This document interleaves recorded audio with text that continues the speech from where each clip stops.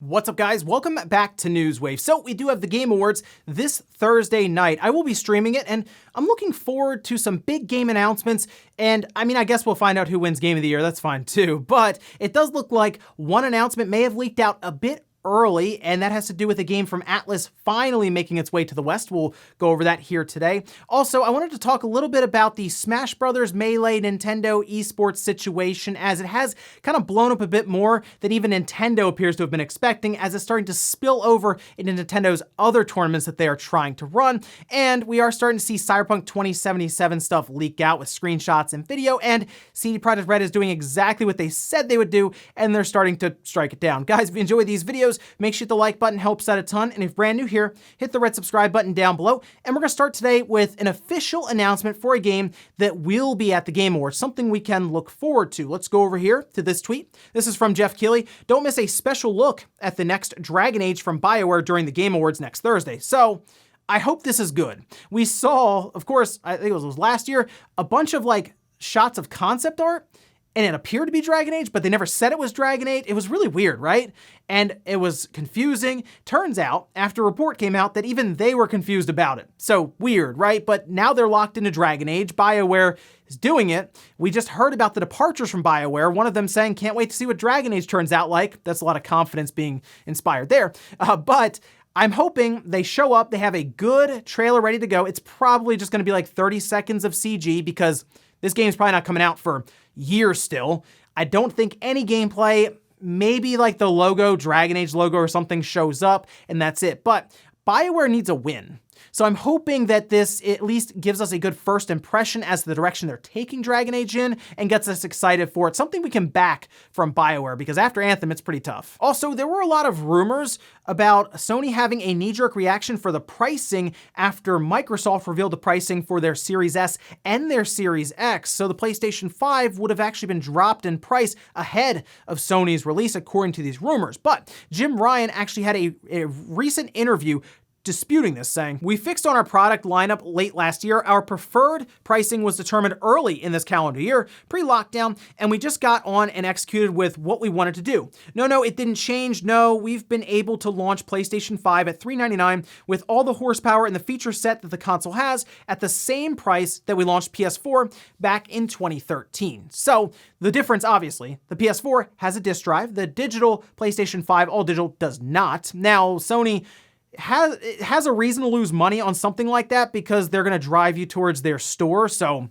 what does it matter? They're going to make the money up in the long run. They would have had to have planned that out a while ago, based on the amount of money that I'm sure they're probably losing on that digital version, which is more than the $500 disc-based unit that they have. So yeah, they would have planned that a while. The thing that's weird about this is, you feel like they would have revealed the price sooner based on them figuring all this out early in the year, but maybe it really was cutting it close and they were trying to make sure they had pricing down pat before they officially revealed it. But no, it wasn't necessarily a knee-jerk reaction to what Microsoft did. Microsoft just happened to go first, and then Sony followed up. Oh, and the big surprise hit of the holiday season alongside of these consoles launching has to be Astros Playroom. I was not expecting to have this much fun with what was described in previews as a tech demo, way to introduce you to the DualSense controller, but the game is just fun. And I'm hoping that there's more for Astro in the future.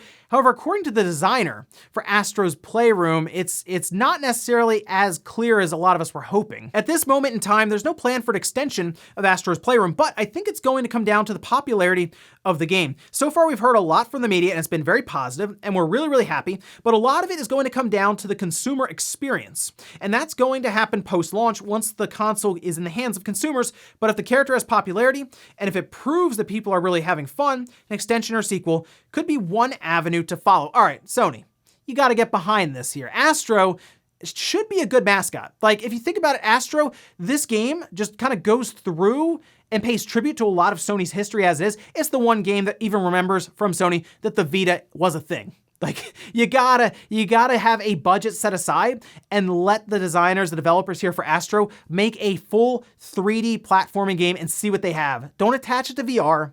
Don't make it as a way to introduce a controller. Just let them go. And I really want to see what they come up with, and I'm hoping that is a game that we get at some point here in this generation, because I think they could make an awesome game. And guys, with some of the quick news out of the way, let's get into the bigger stuff. Let's start right away with an announcement that seems to have gone a bit early ahead of the Game Awards, and that is Persona 5 Scramble. Well, now it's known as Persona 5 Strikers in the West. It is coming out February 23rd, which is exciting stuff, except for Atlus, because that wasn't supposed to be out there just yet. They even posted up on Twitter, which you can see here, kind of talking a bit about how they are going to announce it on December 8th, technically saying our communications have been intercepted by the Phantom Thieves. All will be revealed December 8th. If you go to that website, it actually talks about different platforms for the system. And this got people really, really excited because it says PlayStation, Switch. Naturally, that makes sense. Those are the systems that came out in Japan a year ago.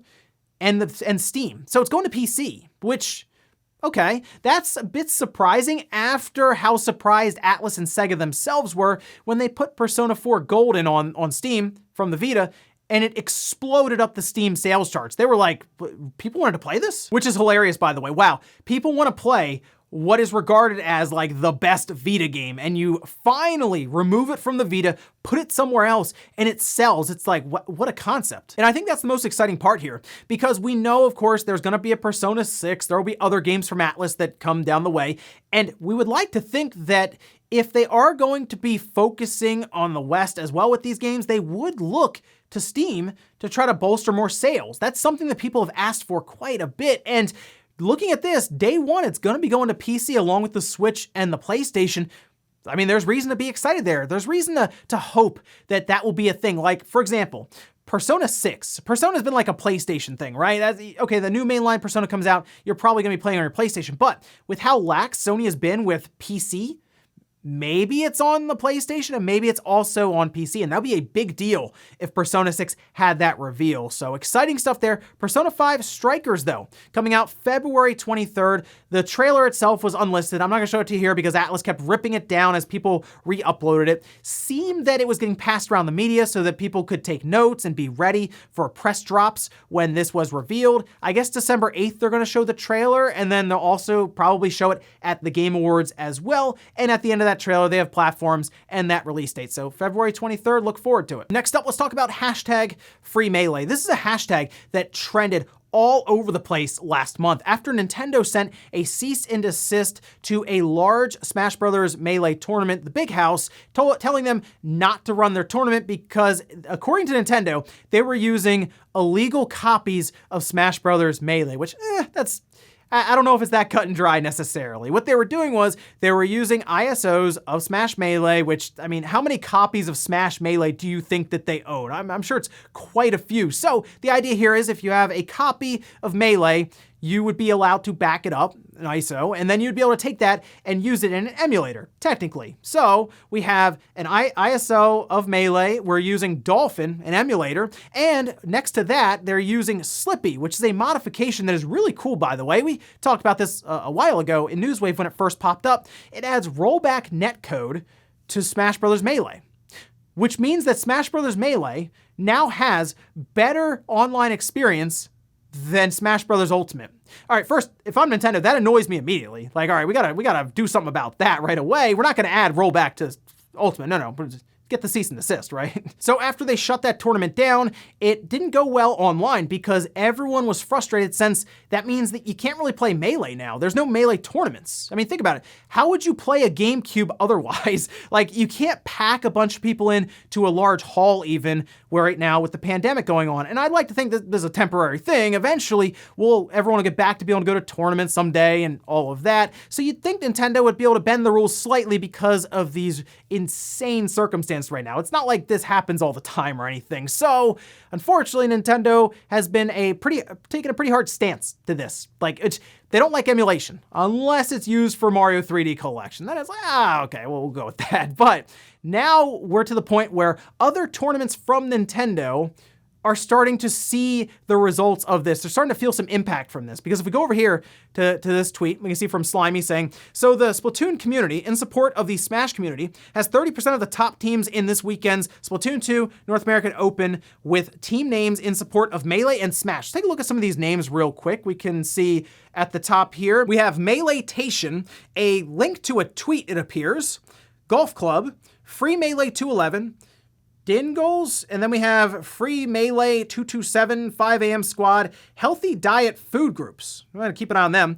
Element, Free Melee, and then Friends. So I assume Nintendo saw this, and they saw what the board looked like there with the different team names, and it appeared that their response was to cancel the live stream broadcasting this, which Nintendo doesn't want to, I guess, show this because it's like Free Melee. Well, we don't want that. We don't want to broadcast that out. So they just didn't broadcast it. The tournament, like, it still happened, all that, but they weren't going to advertise it actively on their own social media platforms. And after several bits of documents, which people, still needs to see how correct all that is, appears to show that Nintendo has been actively trying to hold down the Smash community for a while. All I have to say to all of this is, what a waste of time for Nintendo to do all of this. It really is. Like, if you think about it, if Nintendo put this much effort into localizing some of their games, I'd be playing Mother 3 right now. But if there's one thing you should have learned by now from this show, it is how serious Nintendo protects their IPs. What Nintendo is looking at here with the Big House is they're seeing a venue that would advertise their game being played on hardware that is not theirs. It's being played through an emulator, something they can't control necessarily, so they don't like it, because Smash has all of their IPs bundled in together, and they're like, well, you're gonna show Mario, Link, Fox, all of our characters being played on hardware that we have not confirmed, and it's not official, so we can't have that. So they threw the cease and desist out there, and I have to say, Nintendo takes a very hard stance on this. So I don't think they're gonna change it much. I think they'll just keep not broadcasting stuff and avoiding it altogether. So unfortunately, they're in for it for the long haul. So here's hoping eventually everyone can get back to doing tournaments again and Melee can start back up. Next up, let's talk about Cyberpunk 2077. It's so close, isn't it? It's just a few days away. Like, you could feel it. You could almost touch it. It's so close. Excited though. Really, really excited to play this game. And it looks like, of course, I told you guys this would happen, a ton of video and screenshots are starting to appear online right now for Cyberpunk 2077. Specifically, I see it a lot on Twitter. Like, you scroll through the timeline and there's like 5 or 10-second clips showing off what looks like maybe some clunky combat or something. And look, the game's gonna see a ton of patches. There's already a massive patch apparently when you first get the game and you pop it in. So we're still waiting for next gen patches. Yeah, I expect a lot of stuff to be fixed even post-launch. So we see all these things kind of pop up on the timeline. People are talking about story spoilers on different forums and stuff. So yes, again, be careful out there if you don't want to be spoiled, but it looks like CD Projekt Red has started to go around and just strike down all kinds of stuff, just trying to get rid of any of this online right now. And it does bring up an interesting conversation. Now, I will say, they absolutely can strike down stuff that has their game in it, because they can, again, say things like, you're using our material to create content or all of this. So we technically can cut it down because we don't want it represented in that way. That is something that they can go about doing and arguing, right, to get rid of it. But if you don't show anything, no gameplay, no screenshots, nothing, but you talk about a game you've played, if you obtain the game legally, is that okay? Because what happened here was Max, Dreamcast guy, actually did this, posted up his thoughts on the game so far after he was playing through it, and CD Projekt Red contacted him, told him to take it down, and he had to. And it is something to think about here.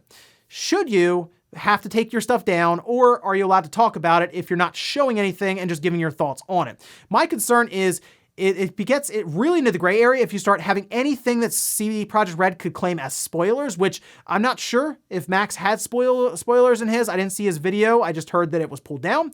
So if that was the case, they could then say, yeah, you're spoiling our product, so we need to take this down right now. So let me know where you fall on this and if it's okay to talk about it, or you don't want anything out there. You want CD Projekt Red, just cut it all down. And in that case, you can see the game for the first time on your own when it launches, which, by the way, December 9th, they've already said in a statement, you can start sharing footage and stuff all over the place and show all the cool stuff you're seeing. In our last bit of news, let's talk about the current state right now of single player games. We all know the big shift that's taken place over the last 2 generations, I would say, has been moving towards the live services and the always connected universe, where you're just, it's basically an MMO kind of mixed in, right? So you're always online, you're playing with other people, and it's an ever evolving game that the producers and developers can continue to build on. GTA Online, like Rockstar just stopped making games like they used to, right? Once they discovered GTA Online, and that's been kind of frustrating for old school Rockstar fans who remembered how many games and IPs they used to build on, and it was good times back then. But it does look like, at least right now, Sony is heavily on board with the single player side. In fact, there are leaked and internal documents with slides showcasing this. In an internal presentation that was obtained by Vice, reported on by Video Games Chronicles,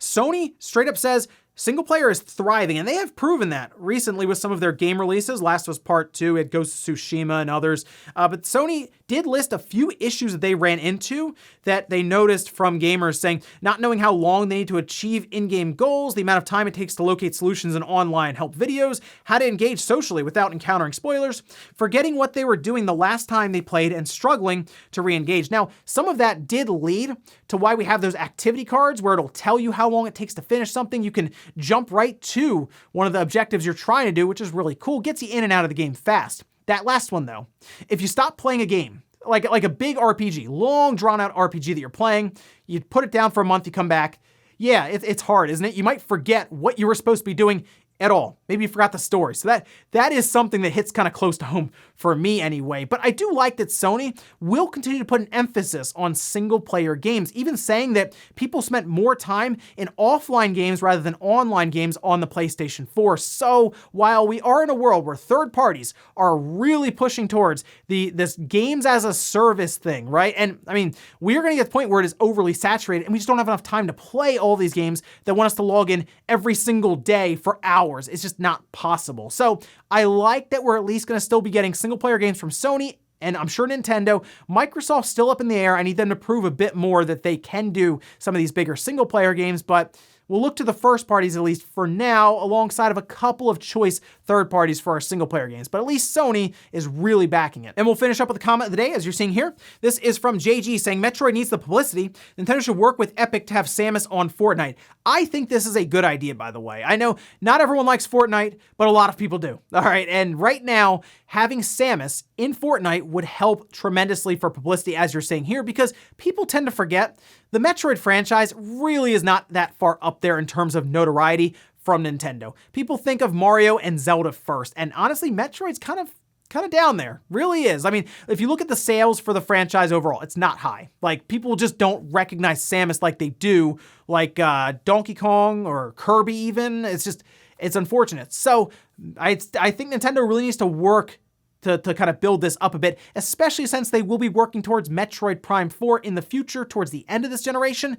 I think it makes a lot of sense. Get Samus into Fortnite, get people talking, the younger generation talking about Samus and Metroid, especially since they might even be playing it on the Switch at the time, and get the cool armor that's specific to it. So Nintendo, I would make the move. I think it makes a lot of sense. And then, ladies and gentlemen, that's going to do it here for Newswave. If you enjoyed this video, guys, hit the like button, really helps out. If not, hit the dislike. Leave comments down below about everything we talked about here today, whether it's Persona 5 Strikers, February 23rd on Steam even. Are you excited to see that Steam logo pop up down there? Let me know about that. And then hashtag free Melee. Do you think Nintendo is wasting their time doing all of this against the Smash community, or do you think they should be actively against this and sending cease and desist orders out there against tournaments like the Big House for using emulation and online play with Melee? Thanks guys for watching, and I'll see you next time.